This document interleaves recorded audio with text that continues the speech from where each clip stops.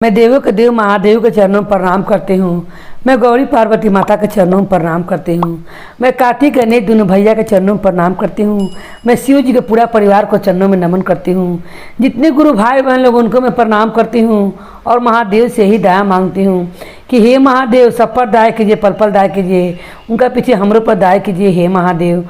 जितना गुरु भाई बहन लोग का काम रुका हुआ है सबका काम पूरा कीजिए हे महादेव, और मेरा भी काम पूरा कीजिए हे महादेव। आपसे ही मैं दया विनती मांगती हूँ। आज मैं महादेव का कथा सुनाने वाली हूँ। कैसे एक पिता ने 3 पुत्री को लेकर अपना जीवन व्यतीत किए हैं, इनके बारे में कथा है गुरु भान लोग। एक गांव में दीपक नाम का एक व्यक्ति रहता था। दीपक का 3 गो बेटी था। दीपक अपना बेटी लोग के लेकर बहुत खुशीपूर्वक था क्योंकि उसकी पत्नी का देहांत हो गया था। और जब पत्नी का दीपक का तबीयत खराब था तो उस गांव के मुखिया से दीपक ने 1 लाख रुपया कर्ज ले रखा था, जिस कारण मुखिया हमेशा दबाव डालता था और कहता था कि तुम मेरे घर पर ही काम करो और ये पैसा सारा सधा दो। मगर दीपक कहता था कि मैं काम करूंगा आपका घर पर तो कब तक करूंगा, मैं बाहर कर कर आपका पैसा सब सधा दूंगा। बड़ी वाली बेटी जो रहती है दीपक का कहती है कि पिताजी आप इतना महादेव का पूजा करते हैं फिर भी महादेव आपको कर्जा से उबार नहीं कर रहे हैं। महादेव कृपा करते कोई बड़ा सा काम मिल जाता तो तुरंत हम लोग मुखिया कर्जा चुका देते हैं, क्योंकि मुखिया रोज आकर 10 गो बात बोल कर जाता है। माँ के बीमारी में जो आपने पैसा लिया था अभी तक दे नहीं पाए हैं। हम लोग कब तक ये मुखिया का ताना सुनेंगे और कब तक उसका दुख बर्दाश्त करेंगे। वो हमेशा हम लोग पर अत्याचार करता है। पैसा के लिए हमेशा 2-4 आदमी के लेकर मुखिया आता था और घर से सामान फेंक फाक करता था। अगर पैसा दे दिया सूद तो ठीक है, अगर दीपक नहीं दे पाया तो उसका घर का सारा सामान निकाल कर फेंकने लगता था। इस कारण दीपक का बेटी बहुत दुखी रहती थी और एक दिन महादेव के मंदिर में अपना मझली बहन को लेकर जाती है और कहती है कि हे महादेव अब बने हुए को बनाते हैं और गरीब को इतना दुख क्यों देते हैं।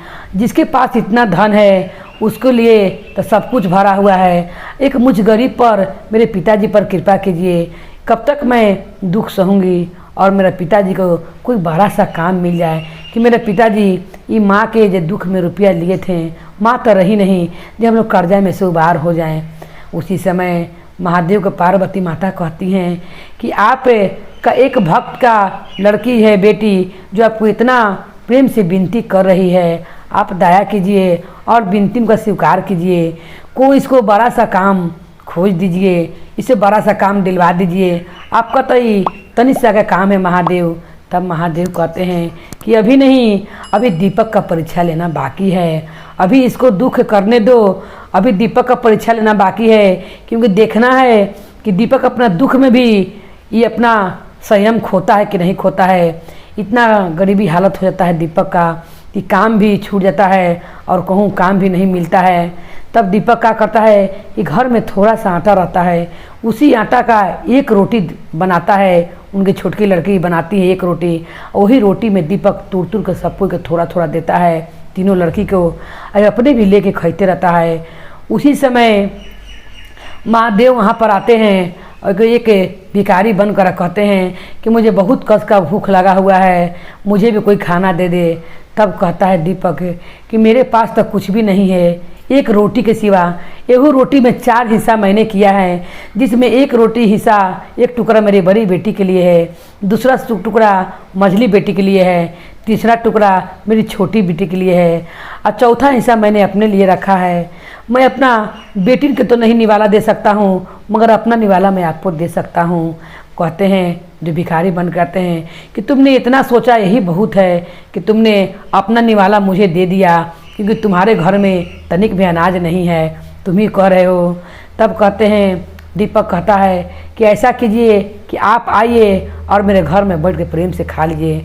उसी समय उनकी बेटी जो रहती हैं बड़ी वाली कहती हैं कि पिताजी आप मेरा हिस्सा का भी रोटी इनको दे दीजिए, क्योंकि इतना में इनको क्या होगा, हम लोग कल बना कर खा लेंगे, कहूँ से जुगाड़ कर कर इनको दे दीजिए। ऐसे ही कहकर दोनों तीनों बेटी भी अपना हिस्सा का रोटी वो भिखारी बाबा को देती हैं। बाबा रोटी खाकर प्रसन्न हो जाते हैं और कहते हैं कि तुम्हारा तो पूरा परिवार ही बहुत कोमल दिल का है और हृदय बहुत साफ है, इन्होंने अपना छिपा मकर निवाला मुझे दे दिया है। तो कहता है दीपक कि कौन काम के महादेव के इतना दिन मैंने भक्ति किया, मगर एक मुखिया के कर्जा लेला से मुझे आज तक दुख झेलना पड़ रहा है। उसी समय मुखिया आता है और क्या कहता है, मुखिया सोचता है कि आज अपना घर ये लोग के दावत देकर मैं ये लोग के सारा परिवार को जहर खिलाकर मिला दूंगा, मार डालूंगा जहर देकर। उसी समय मुखिया आता है, कहता है कि मेरा बेटा का बर्थडे है, सब गिला शिकवा भुला दो, अब तुम लोग पूरा परिवार मेरे यहाँ चलो। मैंने सुना हूँ कि तुम्हारे घर आज कितना दिन से अनाज नहीं है। तब कहता है दीपक कि नहीं नहीं, मैं और आपका कर्जदार नहीं बनना चाहता हूँ, आपका पैसा ही पहले के है तो मैं नहीं दे पा रहा हूँ, अगर आपने आज भोजन करा दिया उसके लिए भी हंसीएगा। तब कहता है मुखिया कि नहीं नहीं, आज मेरे बेटा का बर्थडे है, मैंने गांव में सबको के भोजन के लिए बुलाया है। उसी समय खुश होकर दीपक जाता है अपना लड़की लोग लेकर, अलग से खीर मुखिया बने लड़ता है कि उसी में जहर मिलाता है मुखिया कि चारों बाप बेटी के खिला कर जितना ओकर घर द्वार है सब मैं ले लूँगा और ये कर्जा से मुक्त हो जाऊँगा, तो घरे अपना नामे करा लूँगा। यही सोचकर मुखिया क्या करता है कि वो खीर में जहर मिलाता है। तब भिखारी बाबा कहते हैं कि ये लोग के संगे मैं भी चलूँगा, मुझे भी बहुत कस के भूख लगल है, एक रोटी में पेट भरा नहीं है। तब कहता है मुखिया कि नहीं नहीं, कहानी कहाँ से तुम आए हो, मैं तुमको नहीं ले जा सकता हूँ। तब दीपक बोलता है कि जब बाबा नहीं जाएंगे तो हम लोग भी नहीं जाएंगे। तब हार पाच करी क्या करता है मुखिया कि उनको भी लेके आता है। बाबा अपना कृपा से क्या करते हैं कि जौन खीर में जहर मिलने लगता है मुखिया, वो खीर के बाबा सब भी सपने पी जाते हैं।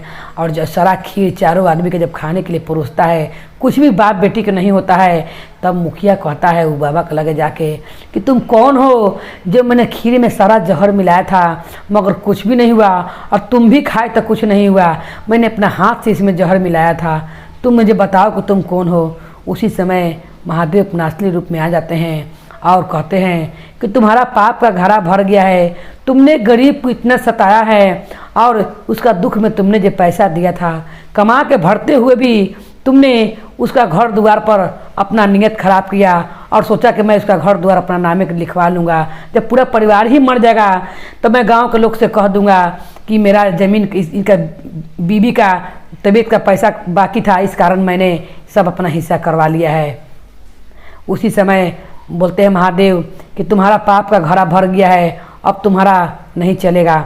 उसी समय महादेव क्या करते हैं कि एक अपना केस नोच कर और उसका जब महल रहता है सबके कहते हैं महादेव कि तुम लोग अब इसमें से चलो अपना घरे। सब लोग जो रहते हैं दीपक का तीनों बेटी महादेव के चरण में गिर जाते हैं और कहते हैं कि मैं धन हो गया कि आपने मुझे दर्शन दिया।